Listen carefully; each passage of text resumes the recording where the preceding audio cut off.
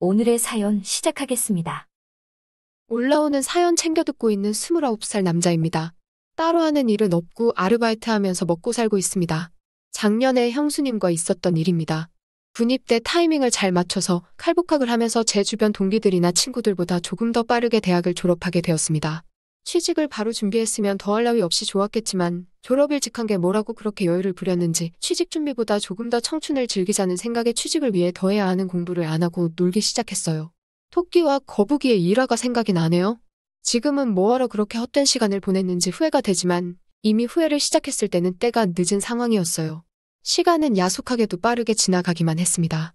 결국 저는 별다른 수학도 없이 본과로 돌아가야만 했습니다.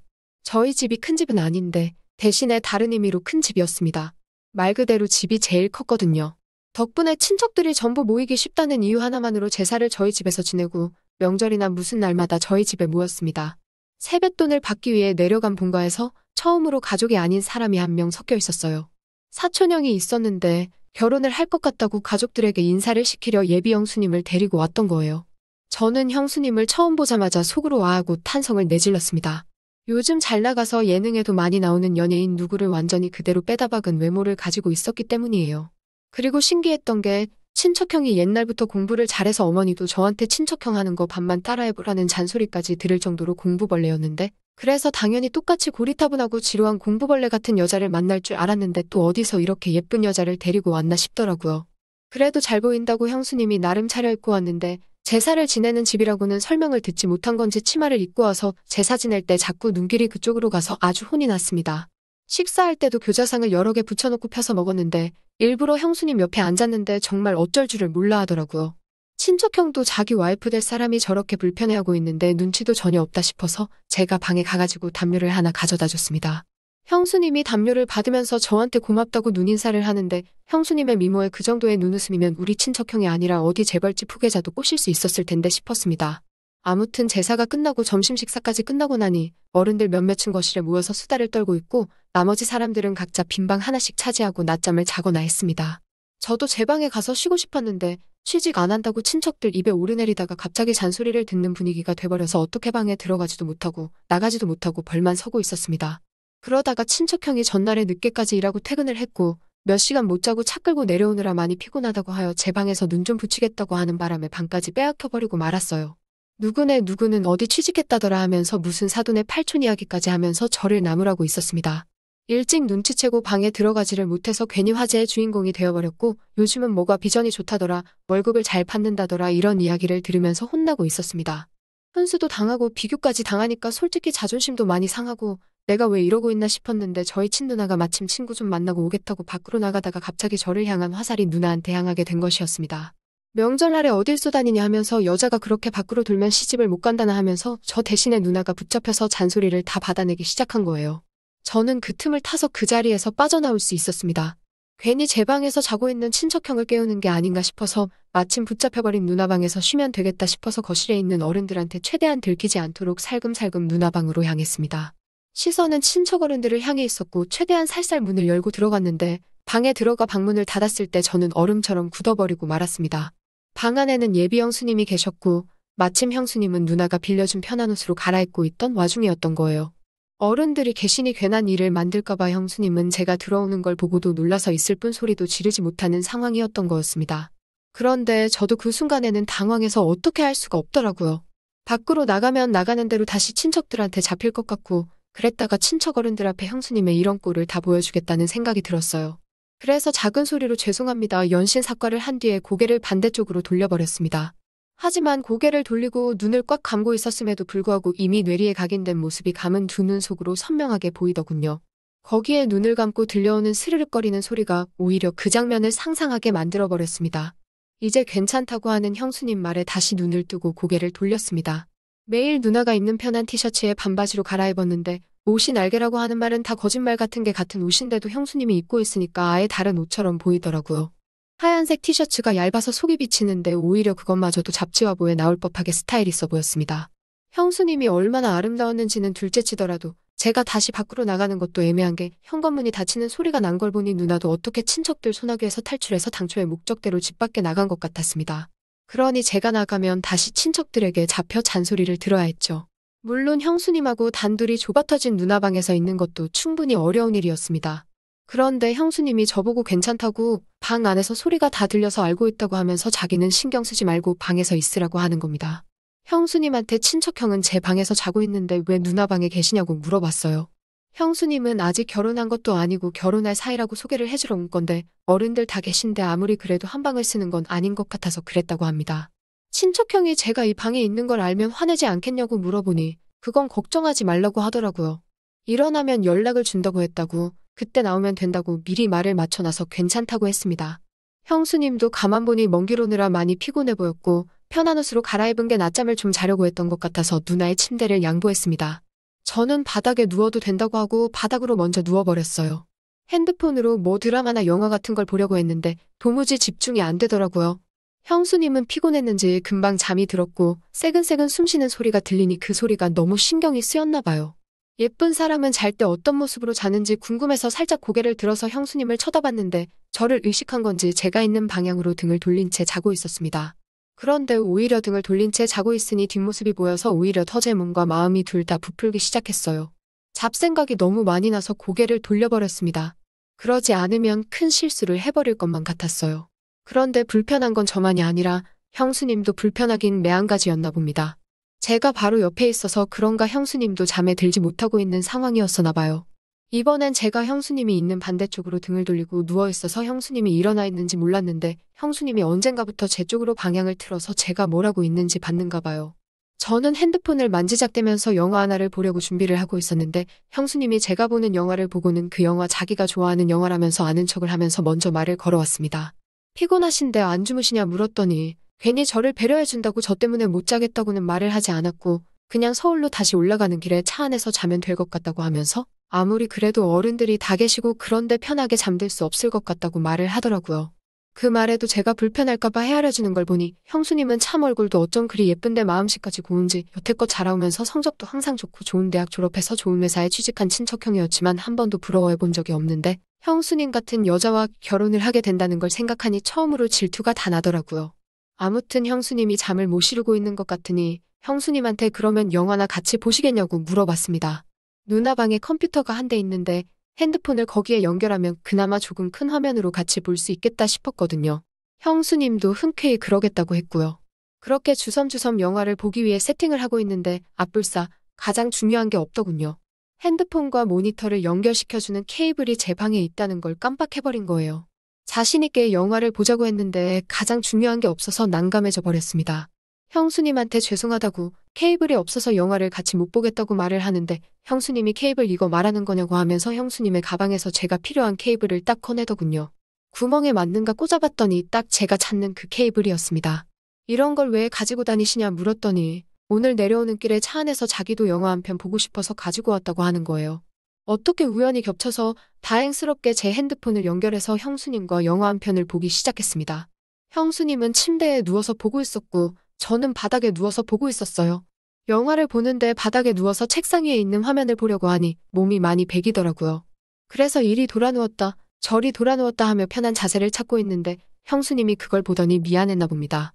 괜찮으니까 옆에 와서 침대에 누워서 보라고 하시더라고요. 그래도 제가 어찌 형수님 옆에 누워있겠느냐 하니까 형수님이 그러면 자기가 바닥에 누워서 볼 테니 저보고 침대에 올라오라는 겁니다. 그런데 또 그건 그거대로 못할 짓이더라고요. 그래서 하는 수 없이 형수님 옆에 자리를 깔고 누웠습니다. 누나 혼자 쓰는 방이다 보니 침대가 그렇게 큰 편이 아니라서 최대한 멀리 떨어져서 누우려고 했는데도 엄청 가깝게 느껴졌어요. 형수님이 뒤척일 때마다 형수님의 오른쪽 팔과 제 왼쪽 팔이 닿았는데 참 그렇더군요. 가까이 몸을 맞대고 누워있으니 향긋한 향수 냄새도 살짝 올라오고 뭔가 이상한 생각이 자꾸 들어서 저는 하는 수 없이 이불을 덮어서 몸을 가려야만 했습니다. 형수님도 참 과감한 게 아무리 제가 형의 동생이라도 그렇지 너무 저를 동생 취급을 하는 게 아닌가 싶었어요. 저도 취직만 안 했다 뿐이지 곧 서른을 바라보는 남자인데 말입니다. 영화가 생각보다 연인 사이가 아닌 남녀가 같이 보기에는 조금 그런 장면들이 많이 나오더군요. 소리를 작게 해놔서 망정이지 밖에까지 들렸으면 오히려 제가 형수님이랑 뭐라도 하는 줄 오해받기 딱 좋은 장면이 나오는 겁니다. 아무리 형수님이 대범해도 그렇지 그 장면이 나올 때만큼은 고개를 돌리고 있더라고요. 장면은 끝날 생각은 안 하고 소리는 더욱 더 대담해지는 것 같아서 제가 냉큼 일어나 영화를 꺼버렸습니다. 그리고 저도 모르게 형수님한테 아까부터 계속 미안하다고 사과를 했어요. 형수님도 영화가 꺼지고 나니 괜찮아졌는지 아니라고 방을 뺏어간 오빠가 잘못한 거지 제가 잘못한 거 아무것도 없다고 하고 살짝 웃는데 가지런하고 새하얀 이빨이 보이는데 정말 안 이쁜 곳이 하나도 없는 사람이었습니다. 이쯤 되니까 형으로부터 형수님을 뺏고 싶은 욕심까지 들었어요. 그러고 얼마 안 있었나 형한테서 형수님에게 연락이 왔습니다. 자기 이제 일어났으니 형수님도 준비하고 나오라고요. 다행스럽게도 친척형이 방 안으로 형수님을 데리러 오지 않는 바람에 단둘이 방 안에 같이 있던 건 들키지 않았습니다. 다만 형수님이 방에서 먼저 나가야 하는 상황에서 빌려 입었던 누나옷에서 형수님이 원래 입고 있던 옷으로 갈아입어야 하는 상황이 발생한 거예요. 또다시 저는 고개를 돌리고 눈을 감고 있었지만 정말 코앞에서 갈아입는 소리가 들리는데 차라리 보고 있는 게 더 괜찮겠다 싶을 정도로 그 장면이 상상이 돼서 아주 말 그대로 죽는 줄 알았습니다. 아무튼 그렇게 자연스럽게 형수님은 누나 방에서 나가고 저도 한참 있다가 방에서 나왔습니다. 아무한테도 들키지 않았으니 둘이서 방에서 보낸 몇 시간은 둘만의 비밀이 되어버린 셈이죠. 그 덕분에 형수님하고 저녁 식사하면서 대화도 많이 나누고 친해져서 서로 전화번호도 교환하게 되었습니다. 제가 서울로 취직을 목표로 하고 있기 때문에 서울에 올라가게 되면 신세 좀 지겠다고 능청스럽게 이야기하면서요. 형수님도 언제든지 도와줄 테니 부담 갖지 말라고 하면서 하루빨리 서울로 올라오라고 하더라고요. 알고 봤더니 형수님도 저랑 똑같이 지방에서 공부하면서 서울에 있는 회사에 합격하면서 서울에는 친구가 거의 없었다고 하더라고요. 그래서 거의 모든 시간을 친척형하고만 보낸다고요. 매일 둘이서만 놀고 있으니 재미도 없고 친척형이 워낙 공부벌레라서 너무 못 놀 때도 있으니 이것저것 가르쳐주라고 하면서 말이죠. 그래서 저랑 형수님 단둘이서 위기투합해서 저녁 식사가 끝나고도 식탁에 앉아서 한참 수다를 떨었습니다. 형수님도 이제 더 늦기 전에 출발하는 게 좋겠다고 하고 일어났는데 저 멀리서 보니까 친척형은 거실에서 상 깔아놓고 삼촌들하고 술판을 벌이고 있더군요. 형수님도 많이 당황한 듯 보였습니다. 형수님은 운전을 못하는 듯 보였고 친척형도 삼촌들 등살에 주는 술 한 잔 두 잔 받아먹다가 고삐가 풀려버려서 술판이 벌어져버리고 만 것이에요. 형수님이랑 낮에 방에서 단둘이 잠깐 있었고 저녁 식사를 하고 나서도 둘이서 의기투합을 한 것 때문에 형수님이 혹시 나에게도 관심이 있는가 하는 생각을 했는데 형수님이 형을 많이 좋아한다는 생각이 들었습니다. 그 와중에도 술 먹고 있는 형한테 화를 내는 게 아니라 천천히 마시라고 말하면서 자연스럽게 그 자리에 합석을 해서 삼촌들이 주는 술을 넙죽넙죽 받아 마시기 시작했어요. 삼촌들이 특히 짓궂은 게 보통이 아닌데도 그 농담을 다 받아치면서 분위기를 빛내주더라고요. 참 부럽다는 생각이 들었고 저도 나중에 결혼을 한다면 저런 여자랑 해야겠다고 결심까지 했습니다. 그런데 한참 그 장면을 보고 있는데 역시 짓궂은 삼촌들이 형수님을 가만둘 리 없었죠. 일부러 어떻게 술에 뻗게 만들려고 술을 쉴 새 없이 연거푸 계속 따라주는 겁니다. 친척형은 많이 마신 것 같아 보이지는 않았는데 벌써 옆에서 뻗어버려 있었고 형수님 혼자서 삼촌들을 상대해야만 했습니다.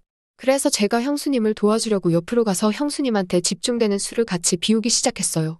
정말 대단했던 건 우리 삼촌들이 주량 하나만큼은 누구한테 접은 적이 없을 정도인데 삼촌들이 술에 취해서 거실에 뻗어버릴 때까지 형수님은 그 술을 다 버텨내고 있었던 거예요. 저는 나중에 합류를 했으니 그만큼 술이 덜 취한 상태였고요. 아무튼 삼촌들은 그렇게 그냥 거실에서 재우고 형님하고 형수님을 제 방으로 옮겨서 재우고 저는 그날 외박을 하기로 한 누나 방에서 잠에 들었습니다. 술기운에 피곤한 몸을 이끌고 누나 방 침대에 누워서 눈을 좀 붙였어요. 그래도 낮 동안 형수님이 누워 있었다고 침대에서 형수님의 향수 냄새가 살짝 배어있는 듯 했습니다. 그렇게 술기운에 잠이 들었는데 인기척이 느껴져서 잠에서 깨고 말았습니다. 뭔가 싶어서 숨을 죽이고 있었는데 옅게 느껴졌던 형수님의 향수 냄새가 강하게 나는 겁니다. 고개를 돌리니 제 옆에 형수님이 누워 있었어요. 형수님도 술기운이 많이 올라있는 듯 보였고 분위기를 보아하니 화장실을 다녀왔다가 방을 착각해서 낮 동안 한참 있었던 누나 방으로 돌아온 것 같았습니다. 나란히 누워 얼굴이 가까이 있으니 형수님이 코로 숨쉬는 콧김까지 생생하게 전해져 오더라고요. 형수님의 숨결에 술 냄새가 강하게 섞여 기분이 더욱 더 이상해졌어요. 참 아름다운 사람이구나. 왜 친척형을 만나지? 이따금씩 아까부터 생각한 의문이 계속해서 들더라고요. 저랑은 나이차도 별로 나질 않으니 아무리 연상의 여인이라도 저를 먼저 만났으면 어떻게 됐을까 싶은 묘한 질투심도 가지고 있었던 상황이고 말입니다. 더 있으면 무슨 일이 생길 것 같아서 한참을 고민하다가 방에서 나와 삼촌들이 뻗어있는 거실 한 구석에서 저도 잠에 들었습니다.